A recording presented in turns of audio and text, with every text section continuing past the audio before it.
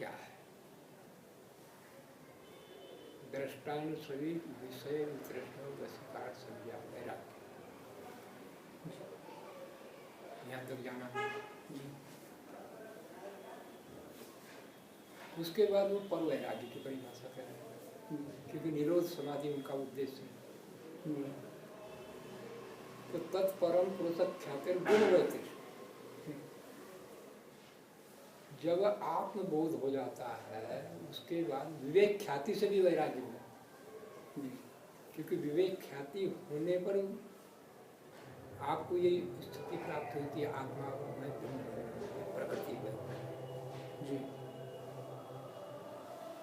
कैवल्य की प्राप्ति होने पर भाव होता है।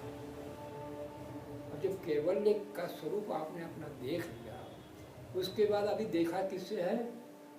विवेक ख्याति। विवेक ख्याति मतलब चित्त की अत्यंत शुद्ध अवस्था, पर उसमें कितना भी शुद्ध हो जाए तब भी किसी न किसी मात्रा में तमोगुण रजोगुण भी है। अब उसको ये बोध भी होता है कि गुण मात्र से मुझे कोई संबंध नहीं।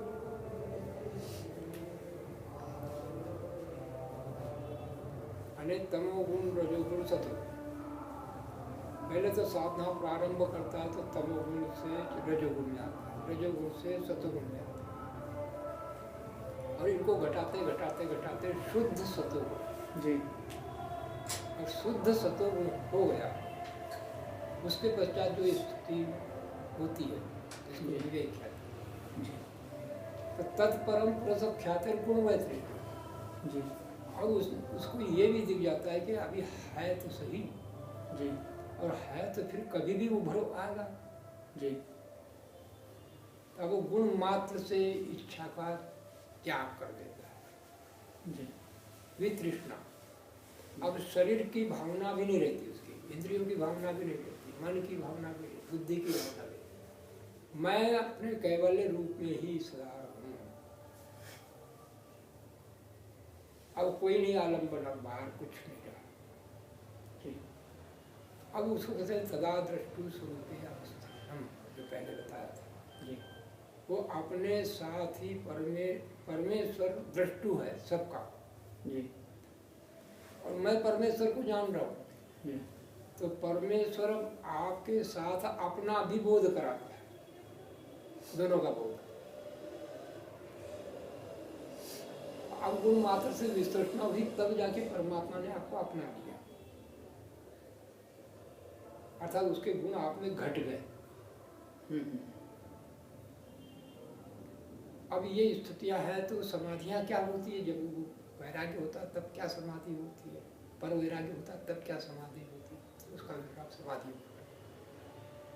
वितर्क विचार आनंदार अस्मिता रूपानुगमा, एक विचार, वितर्क विचार आनंद अस्मिता, ये चार स्वभाव, इसको कहते हैं संप्रज्ञात स्वभाव। वितर्क मतलब पांच भूत, जो पांच भूत है वो थोड़ी थोड़ी सी परीक्षा है। पांच भूतों के गुण क्या है? शब्द स्पर्श और पांच इंद्रियों से जानते हैं, और ये जड़ है।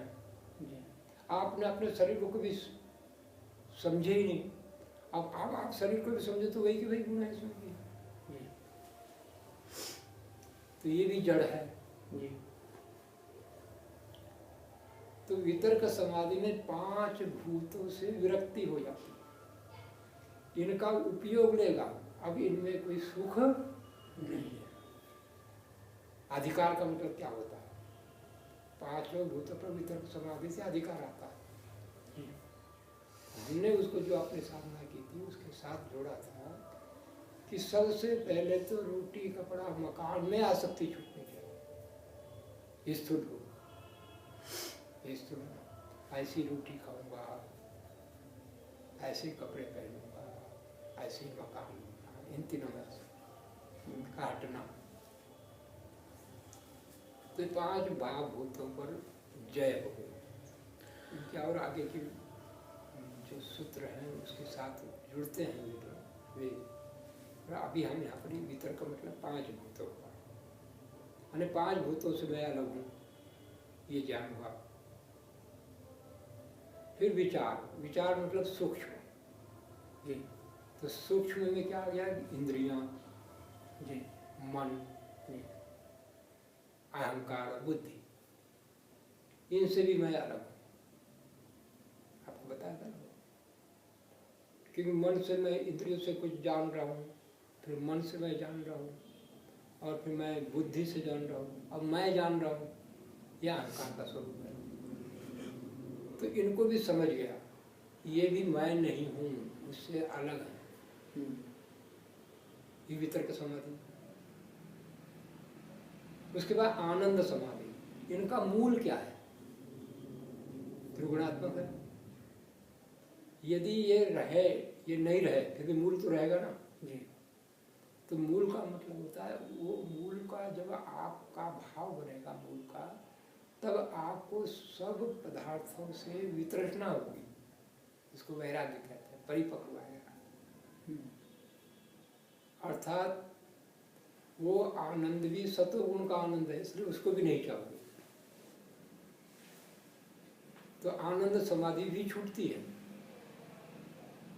और आनंद समाधि छूटेगी तब तुम पृथक पृथक अस्मिता समाधि। एक तो अस्मिता है शरीर के साथ, एक अस्मिता है आत्मा के साथ, मैं हूँ, आत्मभाव।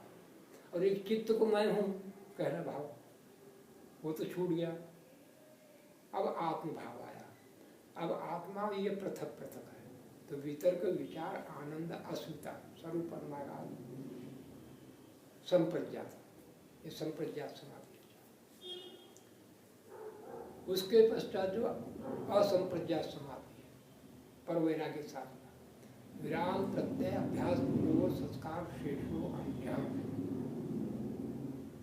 वो जो समाधि आती है, तो विराम, विराम का मतलब होता है जो पर वैराग्य है, उस पर वैराग्य का बार बार अभ्यास करें। विराम प्रत्यय अभ्यास पूर्वक संस्कार शेष अन्य। अब संस्कार मात्र शेष है, अरे परमात्मा का साक्षात हो गया, आत्मा का साक्षात हो गया, पर अभी न तो पूरी अविद्या गई है, न पूरी विद्या स्थिर हुई। ये तो हो गया, मालूम हो गया कि दुखों का मूल क्या है और सुखों का मूल क्या है। सुखों का मूल मुझ में है और दुखों का मूल चित्त में है, मालूम हो गया। अब आप दुख बढ़ाने के लिए कोई काम नहीं करोगे, सुख घटाने के लिए कोई काम नहीं करोगे, ये स्थिति आ गई।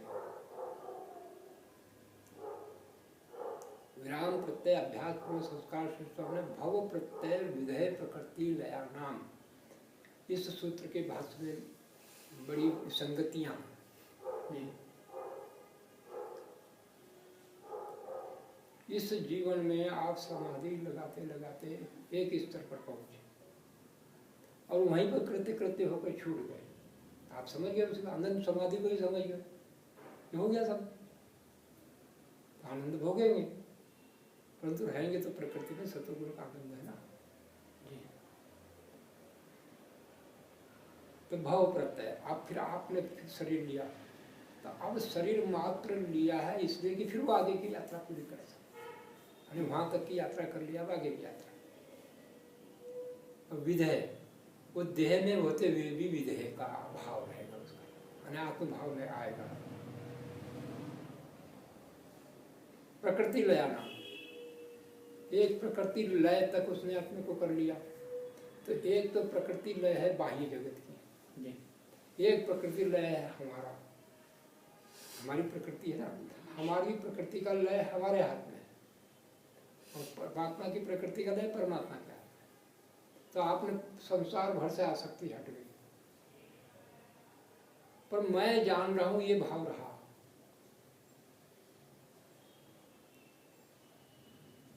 तो प्रकृति लय होने पर तो सभी मुक्त हो जाते हैं,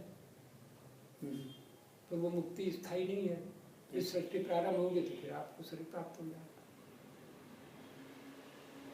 तो कुछ लोग ऐसी भाष्य उसका करते हैं कि प्रकृति लय है, वो योगी है जो प्रकृति लय तक रहते हैं, अलग अलग बातें कही है, तो उसके विषय में हम ज़्यादा बात नहीं करनी है। श्रद्धा हम तो हाँ जी। वो बात कर रहे हैं कि वो निरोध समाधि कैसे होती है। अब बहुत से आगे के सूत्र में बहुत सी बातें आई, फिर उसके बाद अगले बात सूत्र आता है, श्रद्धा वीर्य स्मृति समाधि प्रज्ञापूर्वक इतरेषां। अब आपके अपने अनुभव से जो ज्ञान बना वो श्रद्धा। एक तो श्रद्धा होती है दूसरों के ज्ञान के ऊपर श्रद्धा, एक हमारे ज्ञान पर बनी श्रद्धा, हाँ अनुभवात्मक। तो श्रद्धा, उस श्रद्धा से क्या होता, उत्साह, अपना अनुभव है, ये आया है, आगे वो भी चीज आएगी, फिर उससे ये भी आएगी। तो श्रद्धा वीर्य स्मृति, तो जो पहली स्थितियां थी और अभी जो स्थिति है, तो अपनी उन्नति आपको दिखेगी। तो श्रद्धा वीर्य स्मृति और समाधि, जो आपने संप्रज्ञा समाधियां लगाई, उससे बुद्धि बनी थी। तो श्रद्धा वीर्य स्मृति समाधि प्रज्ञा, उस समाधि से प्रज्ञा बनी थी, वो प्रज्ञा, इन सब का योग हो गया, इसको कहते हैं उपाय प्रत्यय समाधि। ये उपाय किए गए आपने, श्रद्धा वीर्य स्मृति समाधि प्रज्ञा पूर्वक इतरेषां, उससे जो पर वैराग्य होकर के फिर समाधि होती है, वो ये है असंप्रज्ञा समाधि, ये उसका प्रकृति। तीव्र संवेगानाम आसन्नः, जिसके जितने तीव्र संवेग होते हैं, जैसे हम किसी रास्ते पे जाना है, तो कोई आदमी पास वाहन नहीं है तो पैदल जा रहा है, पैदल जा रहा है, कोई पैदल भी चलने में समझ लंगड़ा है तो बैसाखी से जा रहा है, तो वेग कम हो रहा है ना। फिर कोई साइकिल से जा रहा है, फिर कोई मोटरसाइकिल से जा रहा है, कोई वायुयान से जा रहा है। तो जितने जितने वेग होंगे हमारे पास, उतने उतने वेग के कारण वो समाधि समीप आती है भीतर के लिए। एक बार रास्ता, मैं तो कहता हूँ कि रास्ता मिल जाए आपको, फिर मैं अपनी तरफ से इतना संतुष्ट हूँ, पर आपने जाना नहीं छोड़ना, पीछे नहीं जाना। एक बार रास्ता दिख गया, हम आगे बढ़ रहे, थक गए तो कोई नहीं, बैठ गए, तो पीछे नहीं जाना। इतना भी करोगे तो कभी न कभी पहुंच जाओगे, चाहे खसकते खसकते जा रहे जहाँ पे उसी दिशा पर रहना, तो कभी न कभी पहुंचोगे। तो एक बार इस जीवन में दिशा बदल जाए हमारी, दशा तो बाद में बदल जाएगी, बस इतने पे संतोष कर लेना है जीवन। अब आपकी प्रवृत्ति उल्टी न बने, जो भी अभी आपके पास है स्थितियाँ, शरीर की है, इंद्रियों की है, मन की है, बुद्धि की है, अब जो बन रही तो इससे उल्टा आपने जीना है। इसके दिशा में कितना जी रहे हैं वो एक अलग है, क्योंकि हमने अपनी काम शक्ति को देखा, हमको तो कभी लगा ही नहीं कि ये कोई हानिकारक है।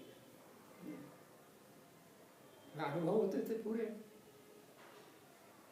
और वो कहते थे कि एक बूंद गिर जाता है ऐसा हो जाता है, जैसा ऐसा कुछ हुआ ही नहीं, कुछ दिन और अच्छा ध्यान लग रहा है। पर जब ये आई बातें गहराई में समझने की, वासना बाहर की कोई भी होगी तो परमात्मा का साक्षात्कार नहीं है। रामकृष्ण परमहंस कहते थे जैसे सुई में एक धागा पूरा होता है और एक थोड़ा सा रेशा भी रह गया इधर तो धागा पूरा नहीं जाएगा और उसे सिलाई कुछ नहीं। तो वासना रहित। अब फिर उसको देखा तो हमने देखा वैसी ही वासना ये भी है जैसे यार दूसरे विषयों की है, खाने की वासना, पहनने की वासना है ना, उसमें सुख लेना, सुख है नहीं कुछ उसमें। परंपरा से बात कहते कहते हमको ऐसा लगता है। क्योंकि सुख क्या होता है, सुख के बाद आदमी को बढ़ना चाहिए ना, खिलना चाहिए, वो तो निढाल हो जाता है। अपने अभयदेव विद्यालंकार जी की पुस्तक है ब्रह्मचर्य, वो पुस्तक पढ़ रहा हूँ, बहुत ही बातें स्पष्टता से उन्होंने, तो उसको भी हमने वैसे ही व्यसन विमोक्षा, जैसे कि हमने तम्बाकू खाते थे और तम्बाकू को फिर छोड़ा, उसके दोष पहले तो दिखे, फिर उसको छोड़ा, तो जैसे 10 बार खाते थे तो फिर 9 बार खाते, फिर 8 बार, फिर 6 बार, फिर 4 बार, 3 बार, 2 बार, 1 बार, और फिर हफ्ते में 1 बार, ऐसे करते करते हम उसमें संस्कार। कितने दिन में हैं? कितने? 1 साल लगा होगा। 1 साल। ऐसे ही काम की भी बात है, इसके भी संस्कार हमने देख लिया कि ये भी ऐसा ही स्वभाव बन गया है, बाकी है नहीं कुछ इसमें, कि इसको भी छोड़ने का ऐसे ऐसे ढंग किया जैसे लोग छोड़ते, और फिर इसको छुट्टी हुई, और हमने भावना बना रखी जब तक 8 अष्टमैथुन जिसे कहता है वहाँ पर अधिकार नहीं होगा तब तक हम घर से बाहर नहीं निकलेंगे। तो 1 साल हो गया था हमारा, 94 से 95, 1 साल हो गया था। उसके बाद हम फिर वो टेकने पे रहे। भाई जब भीतर घुसना है तो ये वासनाएं देकर वहाँ घुसोगे तो क्या होगा, फिर बाहर का सब गया, फिर मन पर भी देखा, स्वप्न भी नहीं आना चाहिए, ये सब प्रयोग किए ना जी। तो वासनाएं हमारी तो मन में तो रहती है ना, सपने में तो हो सकता है ना, यहाँ से तो ऊपर छोड़ दिया घर बार सब कुछ, तो सपने में हो रहा है, तो वासनाओं को निर्बीज करने तक चलता है, तो इसी को मृदु मध्य अधिमात्रता तत्व अभी विशेष है। आपका पुरुषार्थ कितना है, पर आप बढ़ तो नहीं रहा है ना। मैं कहता था 100 बार झूठ बोलते हो, तो अब 101 बात मत बोलो, पहले तो इतनी बात बोलता हूँ, और मैं निश्चित कहता हूँ कि जब व्यक्ति 100 से आगे नहीं बढ़ना है तो ध्यान रखेगा ना, तो ध्यान रखने के बाद उसके बाद परमात्मा आपने प्रेरणा देगा, अरे तू 99 कर सकता है, 99 कर लिया, 93 कर सकता है, ऐसे ऐसे करके वापस आप इधर पूरे आ जाओगे 0 शून्य पर।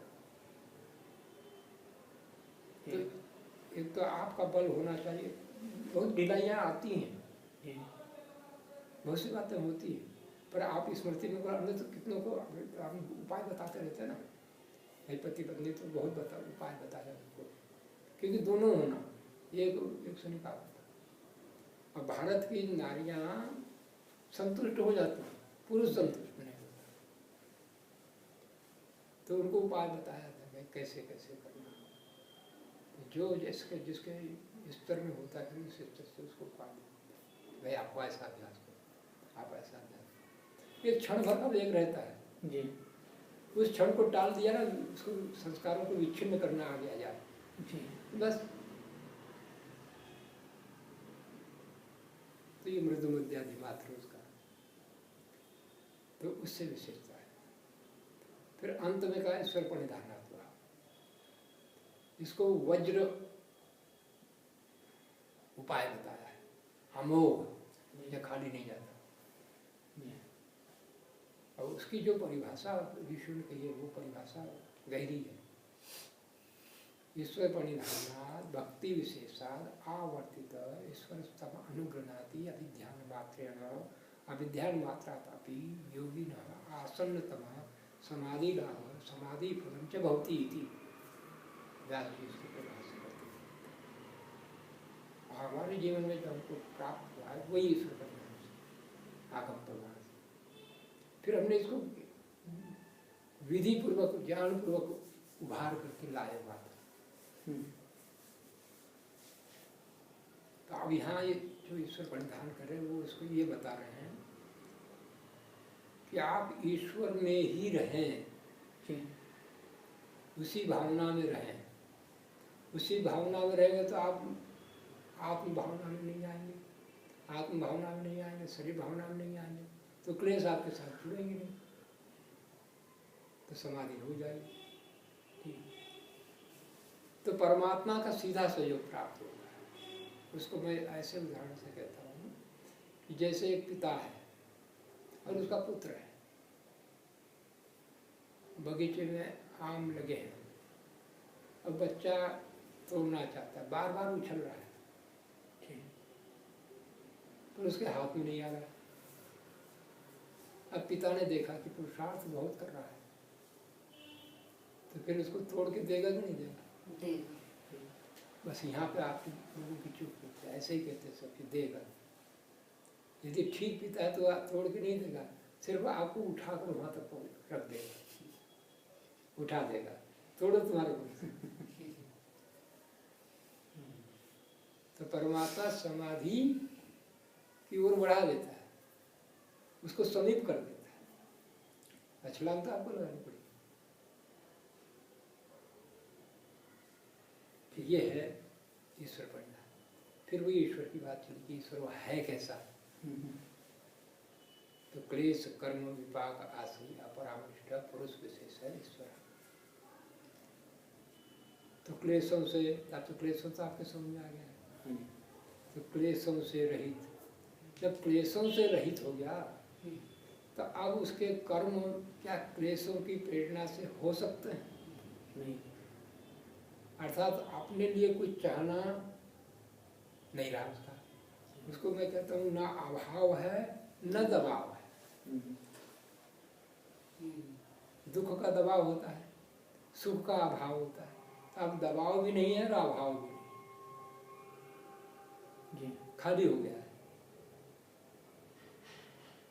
जब ये स्थिति होती है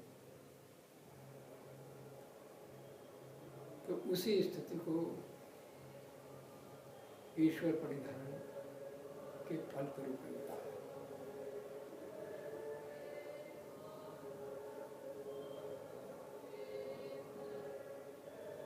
तो ईश्वर परिधान से परमात्मा उस समाधि को समीप कर देता है। और उस भाव को इस प्रकार से भी कि ईश्वर मैं सबको देख रहा और ईश्वर में सबको देख रहा। इसको वेद मंत्र से 40वां यजुर्वेद के 40वां अध्याय के मंत्र से कहा जाता है वो भाव। तब आपका समाधि भाव है, यानी ईश्वर के भाव में। तो क्लेश हट गए, तब क्लेश की प्रेरणा वाले कर्म हट गए, और क्लेश की प्रेरणा वाले कर्म हट गए तो फल हट गया। अर्थात द्वंद्व जो प्राप्त होते थे सुख दुख वो हट गया, और द्वंद्व हट गए तो वासनाएं हट गई। अब नई वासना करेगा नहीं हो रहा। द्वंद्व हो तो नई वासना होती ना, सुख की वासना राग, दुख की वासना द्वेष। अब सुख दुख हो नहीं रहा है तो नई वासना निर्मित नहीं हो रही।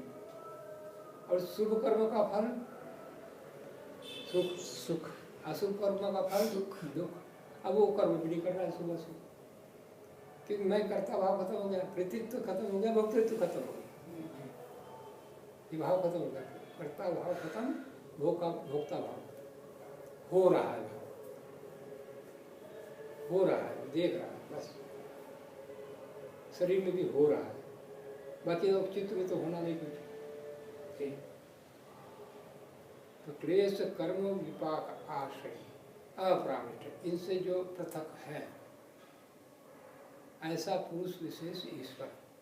और ये गुण आप में आ गए तो आप सामान्य पुरुष हो, पर विशेष पुरुष के साथ हो गए तो फिर आप भी विशेष बन गए। आप विशेष थे नहीं, बने, और वो विशेष है, अंतरीय है। ये क्या चक्कर चलाया? आप वहां से छूटे थे ना मोक्ष से, तो अविशेष बन गए थे ना, तो मोक्ष में विशेष ही थे ना। आप भी विशेष, इसलिए अवतार कहते हैं। अवतार का मतलब होता है उनके गुणों को धारण अवतरित कर रहे हैं। हाँ, तो ये कोई कितना कला का, कोई कितना कला का, तो जीवन मुक्त अवस्था ना, जीवन मुक्त अवस्था, ये चरम देह, अंतिम देह। तो ऐसे व्यक्ति की चरम देह ईश्वर के साथ रहते हुए जीवन जी रहा है, कोई इतना जागती नहीं है, कोई कर्म करता नहीं है, क्योंकि सब उसके हाथ में हमारा है ना, पूरा समर्पित हो गया ना। मैं आत्मा के साथ मैंने बुद्धि मन इंद्रियां सब ये समर्पित करती है, तब उसके समर्पित करने का मतलब उसके आदेश के अनुसार ही सब काम करें। पहले मेरे आदेश में करते थे तो और पहले प्रकृति के आदेश में करते थे, उसी की आज्ञा का पालन करना जो महर्षि जी का था ना। तो अभी तो हम ऐसा अलग अलग देख कर रहे हैं, उसकी आज्ञा और मैं पालन कर रहा हूँ। उस समय आज्ञा मैं ही होना। तो क्लेश कर्म विपाक से आप पुरुष से ईश्वर, वो पुरुष विशेष एक तो ये उसके लक्षण होता है। फिर क्या सूत्र है? स एषः पूर्वेषां तत्र निरतिशयं सर्वज्ञ बीजम्। परमेश्वर में ज्ञान की पराकाष्ठा है, अर्थात उससे अधिक ज्ञान किसी में नहीं हो सकता, न उसके समकक्ष ज्ञान किसी में। पराकाष्ठा, हम कितना भी ज्ञान बढ़ा लें, ईश्वर के ज्ञान के बराबर नहीं हमारा नहीं होगा, और आगे तो बढ़ने की बात ही नहीं। तो ऐसे को ईश्वर कहते हैं, इसकी ज्ञान में पराकाष्ठा हो। तो आपका ज्ञान जितना मुक्ति के लिए आवश्यकता है उतना आ गया तो आपकी पराकाष्ठा होगी। सही बात है जी, आपके लिए वही पराकाष्ठा है। उससे अलग मतलब क्या है? तत्र निरतिशयं सर्वज्ञ बीजम् स एषः पूर्वेषामपि गुरु काले नानवच्छेदात्। सब सत्य विद्या जो पदार्थ विद्या से जाने जाते हैं उन सबका आदिमूल परमेश्वर है। तो गुरुओं का भी गुरु हम हमारा यहाँ जो वैदिक परिवार है, वैदिक सिद्धांत में नियुक्त गुरु नहीं होता, नैमित्तिक गुरु होता है। नहीं समझे जी? नियुक्त गुरु करते हैं पौराणिक पंथ में, नियुक्त गुरु। हाँ, वो गुरु को समर्पित सब। यहाँ नियुक्त गुरु नहीं होता, नियुक्त तो है पहले से। ऐसे पूर्वी श्यामा भी गुरु का लेना छोड़ा, तो नियुक्त है सबका। फिर उस नियुक्त गुरु को जो यहाँ से गुरु मार्गदर्शन देते उधर बढ़ाता है, वो नैमित्तिक गुरु। और नैमित्तिक गुरु अनेक हो सकता है कि एक ही होगा? अनेक हो सकता। हाँ, किसी से कोई गुण मिल गया, किसी को कोई गुण मिल गया, किसी को कोई गुण। तो नैमित्तिक बहुत से हो सकते हैं, पर नियुक्त यहाँ कोई हो ही नहीं सकता। ये भाव है तस्य वाचकः प्रणवः, उसका जो वाचक शब्द है, पदार्थ है, तो कोई न कोई उसके लिए संबोधन होगा। तो महर्षि दयानंद जी इस प्रणव शब्द की व्याख्या करते हुए कहते हैं कि जिस नाम में सब परमात्मा के नाम लग जाते हैं वो सर्वोत्कृष्ट नाम। जैसे आपका नाम है कपिल जी, अब नित्य आते हैं पिताजी, तो पिताजी और कपिल जी अलग अलग हैं कि एक ही है? कपिल जी में पिताजी आ गए, अब एक है पति जी, तो वही कपिल है, वही कपिल जी। तो ऐसा एक नाम होता है मुख्य नाम जिसमें सभी नाम लग जाते हैं जी।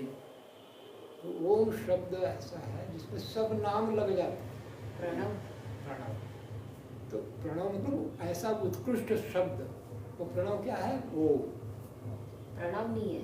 हाँ, प्रणव तो वाचक है, पदार्थ का नाम ओम है। जिस प्रणव का मतलब वो उत्कृष्ट नाम जिस नाम में सब। पर ओम शब्द नहीं दिया ना मैंने, तस्य वाचक प्रणव ओम। हाँ, ऐसे वहाँ नहीं लिखा है, नहीं लिखा होगा, पर यही है। ओम कहीं भी नहीं लिखा ना योग दर्शन में। ओम शब्द पर ये प्रणव का भाष्य जो करते हुए कहा यही है। हमने पूछा, ये प्रश्न पूछा भी, तो जिस नाम को उच्चारण में सभी नाम लग जाते हैं, वो है प्रणव। तो प्रणव क्या है? ओम। परमात्मा ने अपना नाम तो खुद बताया ना, ओम करतो स्मरे क्लिबे स्मरे कृतं स्मरे। तो ओम नाम में सब नाम लग जाते हैं, उत्कृष्ट है। बाकी तो गुण गुणवाचक एक एक है। हाँ जी। सर्वव्यापक तो एक ही गुण है, सर्वज्ञ एक ही गुण है, सर्वशक्तिमान एक ही गुण है। वो ध्वनि भी अलग ही है उसकी। पर ओम कहने से सब आ जाते हैं, और आपको लगाने आ तो आएंगे, नहीं तो कैसे आएंगे? भाई जब इनके साथ रहूंगा तभी तो पता चलेगा ना कि पति भी यही है, पुत्र भी यही है, पिता भी यही है। रहने से पता चला ना, ऐसे सुनने से तो पता नहीं चलेगा। तो ईश्वर के साथ रहने से मालूम पड़ेगा कि सब उसी के नाम, उस ओम में सब नाम आ जाते। तो तत्वाद का पढ़, तत् जपस तदर्थ भावनम। आप पाठ को तज्जपस तदर्थ भाव। इस सूत्र को बाद में बताएं, ठीक है? इसको थोड़ा विस्तार से। हाँ आप पाठ को